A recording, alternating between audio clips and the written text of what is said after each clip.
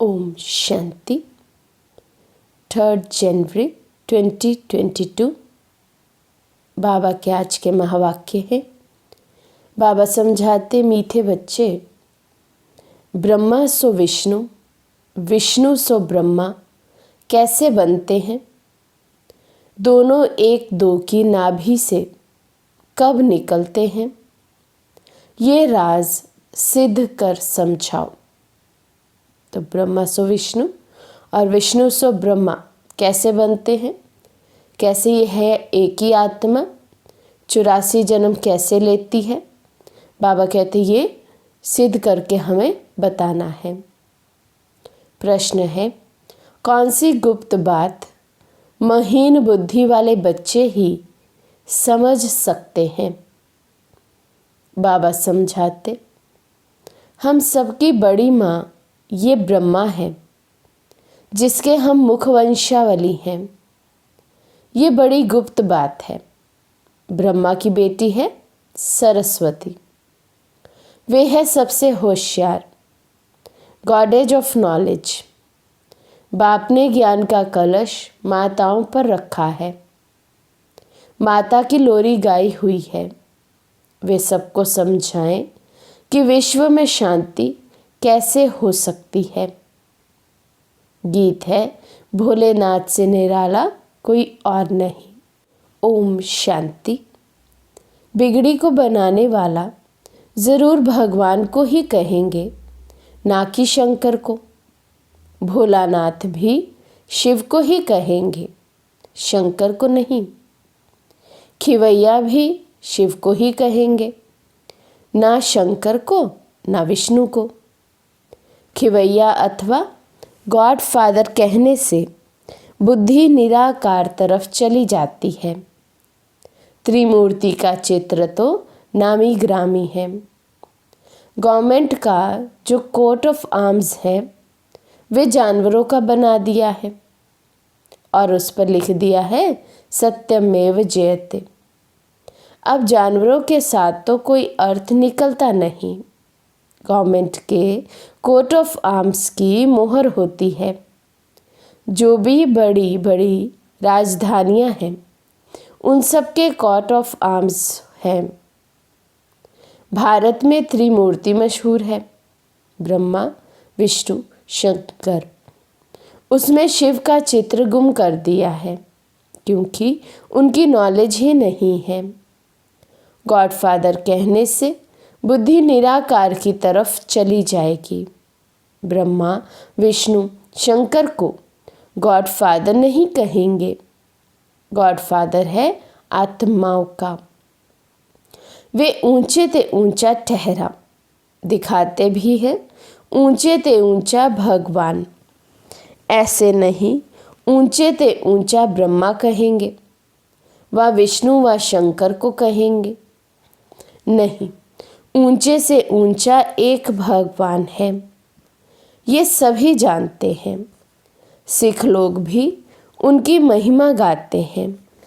गुरु नानक को भी ये ज्ञान था कि मनुष्य को देवता बनाने वाला परम पिता परमात्मा के सिवाय कोई हो नहीं सकता। सतयुग में तो देवताएं रहते हैं ज़रूर, परंतु देवताओं को रचने वाला परमात्मा ही है।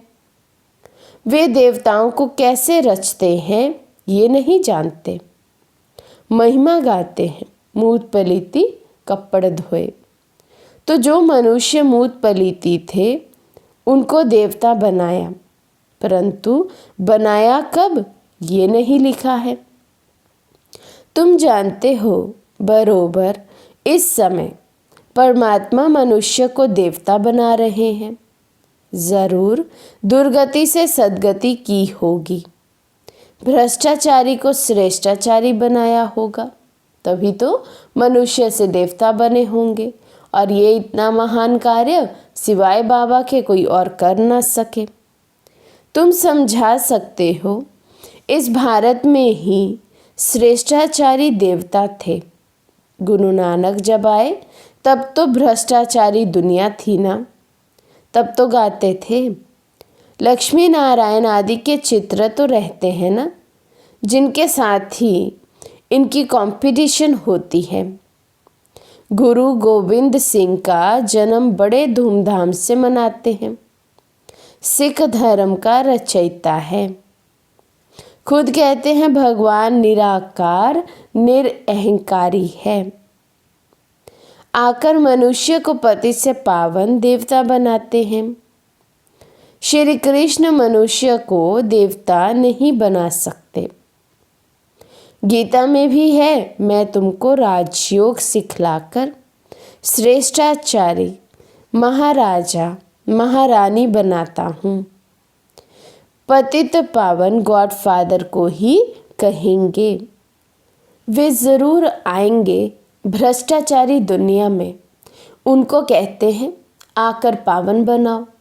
श्रेष्ठाचारी बनाने वाला तो एक ही निराकार बाप, ऊंचे से ऊंचा भगवान है। फिर है ब्रह्मा विष्णु शंकर। ये हुई रचना परमपिता परमात्मा की, जिसका चित्र तो है नहीं। अब आप समझाते हैं, विष्णु की नाभि से ब्रह्मा निकला, फिर ब्रह्मा की नाभि से विष्णु कैसे निकलेंगे? क्योंकि ब्रह्मा सो विष्णु, विष्णु सो ब्रह्मा बनते हैं। ब्रह्मा द्वारा स्थापना, फिर वही ब्रह्मा सरस्वती दूसरे जन्म में विष्णु के दो रूप लक्ष्मी नारायण बन पालना करते हैं। तो मम्मा बाबा का पाठ, 84 जन्मों का पाठ, बाबा कहते अन्य आत्माओं को क्लियर कर समझाना है। तो ब्रह्मा सरस्वती सो लक्ष्मी नारायण। ब्रह्मा कहेंगे हम सो विष्णु के दो रूप लक्ष्मी नारायण बनते हैं। लक्ष्मी नारायण फिर कहेंगे हम सो ब्रह्मा सरस्वती तो एक दो के नाभि से निकले नहीं। हम सो देवता फिर क्षत्रिय वैश्य शूद्र बने हैं। ये बहुत समझने की बातें हैं। बाबा ने समझाया, जिस ब्रह्मा के तन में मैंने प्रवेश किया है उनके पूरे 84 जन्म हुए हैं। बाकी कोई रथ आदि की बात नहीं है, वे सब झूठ है। इस संगम के समय का किसी को पता ही नहीं है। मनुष्यों को घोर अंधेरे में डाल दिया है। कलयुग की आयु इतने लाखों वर्ष की है, सतयुग की आयु इतनी है। ऐसी ऐसी बातें सुनाए घोर अंधकार में डाल दिया है। कहा जाता है कलयुग को अभी 40,000 वर्ष और पड़े हैं। तो बाबा कहते हैं ऐसी ऐसी बातें जब कर दी तो मनुष्य आराम से बैठते हैं कि अभी तो विनाश होने वाला नहीं है। इसलिए बाबा कहते ऐसी ऐसी बातें करके मनुष्य आत्माओं को घोर अंधकार में डाल दिया है। बाप कहते हैं मैं उन बच्चों के आगे सन्मुख होता हूँ जो मुझे पहचानते हैं, बाकी तो मुझे पहचानते ही नहीं। वे समझेंगे भी नहीं कि ये कौन है। कोई बड़ी सभा में जाओ तो वे समझेंगे थोड़ी। तुम्हारे में भी मुश्किल ही समझते हैं, घड़ी घड़ी भूल जाते। तो बाबा कौन है क्या है? बाबा कहते ये तुम बच्चे भी घड़ी घड़ी भूल जाते हो।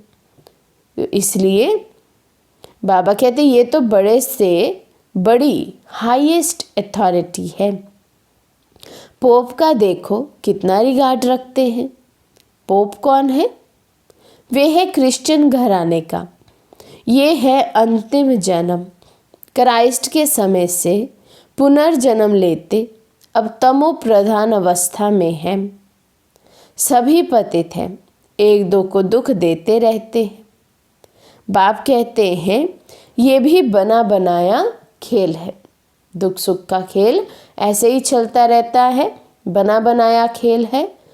ये रिपीट होता रहता है, बदल नहीं सकता है। तो इसलिए बाबा कहते तो ऊंचे से ऊंचा है निराकार भगवान, फिर ब्रह्मा विष्णु शंकर। ब्रह्मा द्वारा स्थापना, जिससे स्थापना होती है उनसे ही पालना होगी। तो इन ब्रह्मा सरस्वती को फिर लक्ष्मी नारायण बनना है। लक्ष्मी नारायण ही अभी आकर ब्रह्मा सरस्वती बने हैं। प्रजापिता की ये है मुख वंशावली। कृष्ण को प्रजापिता नहीं कहेंगे, इनका नाम ही प्रजापिता ब्रह्मा है। ब्रह्मा द्वारा ज़रूर ब्राह्मण चाहिए। बाप कहते हैं ब्रह्मा को एडॉप्ट करता हूँ, मुझे उनको ही ब्रह्मा बनाना है जो पूरे 84 जन्म भोग अभी अंतिम जन्म में है। ब्रह्मा तो एक ही होगा ना। ये अपने जन्मों को नहीं जानते हैं, तो जैसे ब्रह्मा को बैठे समझाते हैं तो ज़रूर ब्राह्मण भी होंगे। ब्राह्मण है ब्रह्मा के मुख वंशावली। ये सब एडॉप्टेड चिल्ड्रन कुमार कुमारियां हैं। प्रजापिता के ज़रूर मुख वंशावली होंगे। ये बहुत समझने की बातें हैं। खुद समझाते हैं मुझे बहुत जन्मों के अंत में आना पड़ता है। तो ब्रह्मा बाबा के 84 जन्मों के अंतिम जन्म के भी अंत समय में शिव बाबा आकर उनके तन में प्रवेश कर सतयुगी सृष्टि की स्थापना करवाते हैं। सतयुग में पहले पहले ये लक्ष्मी नारायण थे। ज़रूर इन्होंने ही 84 जन्म लिए होंगे, औरों ने ज़रूर कम लिए होंगे। ये ब्रह्मा सरस्वती ही फिर विष्णु युगल बनेगा।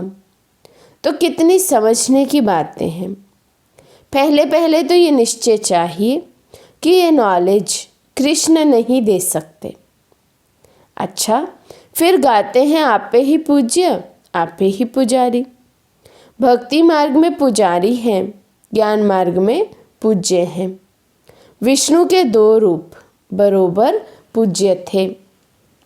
फिर ये ब्रह्मा भी पुजारी बन विष्णु की पूजा करते थे। कहते हैं हम सो पुजारी थे विष्णु के, अब हम सो विष्णु पूज्य बन रहा हूँ तत्व।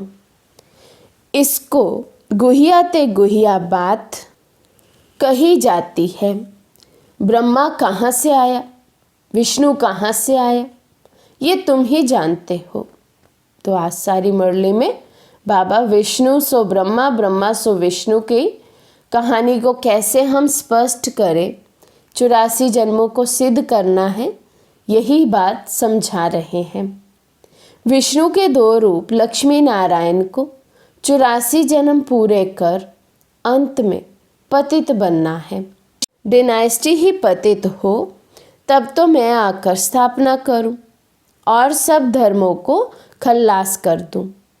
फिर से सहज राजयोग सिखलाकर श्रेष्ठाचारी देवी देवता धर्म की स्थापना कर बाकी जो भ्रष्टाचारी धर्म हैं उन सब का विनाश कराता हूँ। राम राज्य में दूसरा कोई धर्म होता नहीं, अभी सब धर्म है। भारत का असली धर्म है नहीं, वे फिर से स्थापन हो रहा है। तो आदि सनातन देवी देवता धर्म इस समय बाबा कहते हैं नहीं, स्थापना हो रही है। चित्र भी है, त्रिमूर्ति के ऊपर शिव भी है। ब्रह्मा सरस्वती सो लक्ष्मी नारायण, वही राधे कृष्ण है। राजधानी राधे की अपनी थी तो कृष्ण अपनी राजधानी के थे। ज्ञान की सितार राधे के पास नहीं है। सरस्वती नॉलेज से भविष्य में राधे बनी है। सरस्वती को गॉडेज ऑफ नॉलेज कहते हैं। उनको ज़रूर बाप द्वारा नॉलेज मिली होगी। सरस्वती है ब्रह्मा की बेटी। प्रजापिता ब्रह्मा है तो जगत अम्बा भी चाहिए। वास्तव में ये है गुप्त बात। बड़ी अम्बा तो ये ब्रह्मा है। इन द्वारा ज्ञान देते हैं माताओं को। वे बड़ी बेटी जगत अम्बा गाई जाती है। नहीं तो ब्रह्मा मुख द्वारा एडॉप्ट होते तो माता ये हो गई। होशियार में होशियार ब्रह्मा की बेटी सरस्वती है। वे कहाँ से आई? ब्रह्मा कोई स्त्री तो है नहीं, वे है ही प्रजापिता, तो वे है मुख वंशावली। ये ड्रामा भी अनादि बना बनाया है, तो गॉडेज ऑफ नॉलेज सरस्वती है। अब रिलीजियस कॉन्फ्रेंस होती है, उसमें निराकार शिव बाबा तो जा नहीं सकते, ब्रह्मा को भी नहीं बिठा सकते। माता की महिमा है, सभी धर्म वालों की हेड माता होनी चाहिए। सभी की माता जगदम्बा बैठ लोरी दे। बच्चे पैदा होते हैं माँ द्वारा, जगदम्बा सबकी माता ठहरी, तो सबको उनके आगे माथा झुकाना पड़े। माता समझा सकती है ये भ्रष्टाचारी दुनिया श्रेष्ठाचारी कैसे बने, वह इस भारत में शांति कैसे स्थापन हो। रावण राज्य में शांति हो न सके, शांति कहाँ से मिलती है ये माता ही समझा सकती है।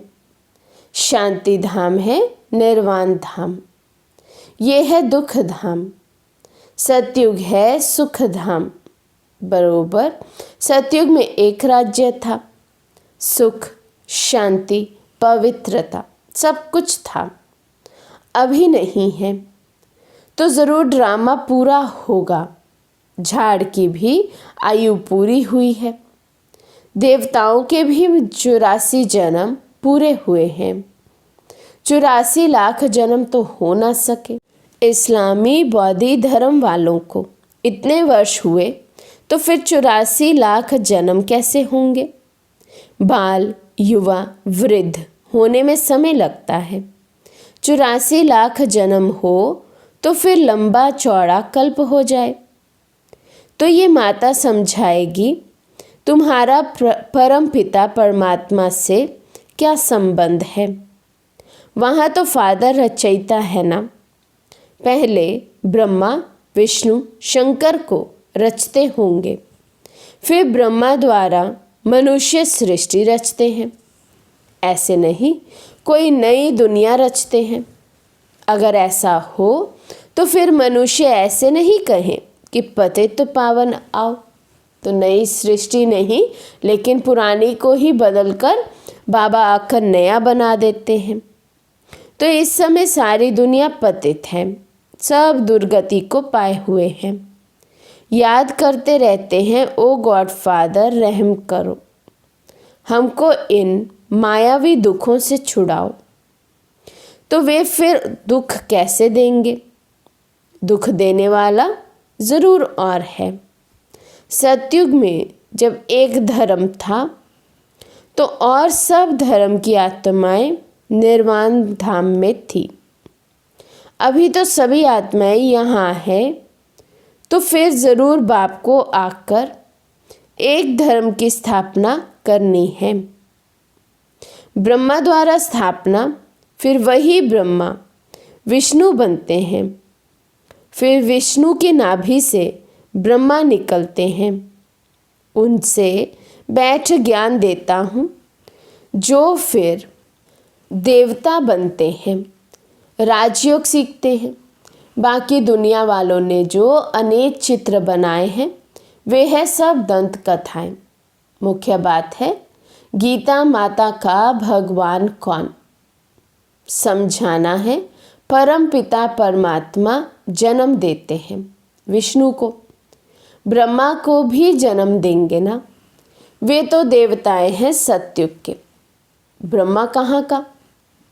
ज़रूर कलयुग का होगा।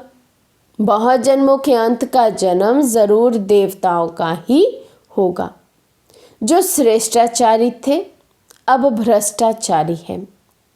2 युग में सूर्यवंशी चंद्रवंशी का राज्य 4 भाग हैं। लाखों वर्ष की बात नहीं। कहते हैं क्राइस्ट से 3000 वर्ष पहले भारत स्वर्ग था। ये सब अच्छी तरह समझाना पड़े। बाप कहते हैं ये सब एडॉप्टेड चिल्ड्रन है। अब विनाश सामने खड़ा है। भ्रष्टाचारी भारत को कोई मनुष्य श्रेष्ठाचारी बना नहीं सकता। बाबा ने समझाया है। तो जब देवताएं वाम मार्ग में जाते हैं तो फिर वे सन्यासी पवित्रता के बल से भारत को थमाते हैं। इस समय तो सब पतित बन गए हैं। नदी तो सागर से निकलती है, नदियों को पतित पावन कह उसमें स्नान करते हैं। अब नदियाँ तो सब जगह हैं, नदी कैसे पतित पावन हो सकती है? तो पतित पावन तो एक परम पिता परमात्मा है। यहाँ तो ज्ञान गंगाएं चाहिए जो मनुष्य को भ्रष्टाचारी से श्रेष्ठाचारी बनाए, सहज राजयोग से। बाप कहते हैं, मैं सर्वशक्तिवान हूँ, मेरे से योग लगाने से ही सर्व विकर्म विनाश होंगे। अच्छा, मीठे मीठे सिकिलदे बच्चों प्रति माता पिता बाप दादा का याद प्यार और गुड मॉर्निंग। रूहानी बाप की रूहानी बच्चों को नमस्ते। हम रूहानी बच्चों की रूहानी बाप दादा को दिल व जान सिख व प्रेम से नमस्ते नमस्ते नमस्ते जी। धारणा के लिए मुख्य सार। फर्स्ट पॉइंट, सबसे बड़े ते बड़ी हाईएस्ट अथॉरिटी बाप है। उसे यथार्थ रूप से पहचान कर रिगार्ड रखना है। उनकी श्रीमत पर पूरा पूरा चलना है। सेकंड पॉइंट, बाप ने ज्ञान का कलश माताओं को दिया है, उन्हें आगे रखना है। आज का वरदान है, सब कुछ बाप हवाले कर डबल लाइट रहने वाले बाप समान न्यारे प्यारे भव। सब कुछ बाप हवाले कर डबल लाइट रहने वाले बाप समान न्यारे प्यारे भव। डबल लाइट का अर्थ है सब कुछ बाप हवाले करना। तन भी मेरा नहीं, ये तन सेवा अर्थ बाप ने दिया है। आपका तो वायदा है कि तन मन धन सब तेरा।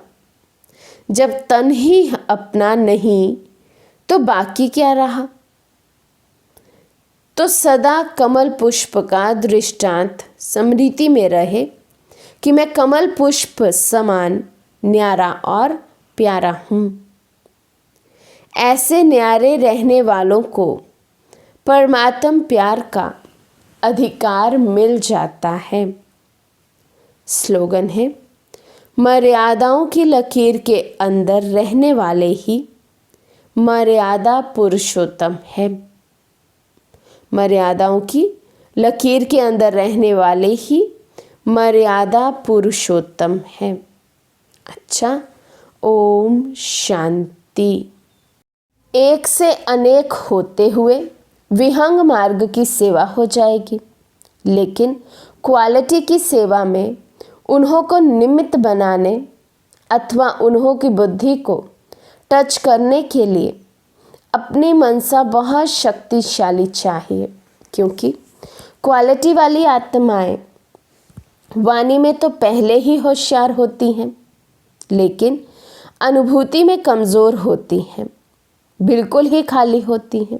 तो जब किसी को नए नए में ज्ञान सुनाते हैं, क्वालिटी वाली आत्मा होगी तो बाबा कहते वाणी में तो तेज होंगे, आपसे सुनकर दूसरों को तुरंत सुना देंगे, लेकिन अनुभव करने में कमज़ोर होते हैं।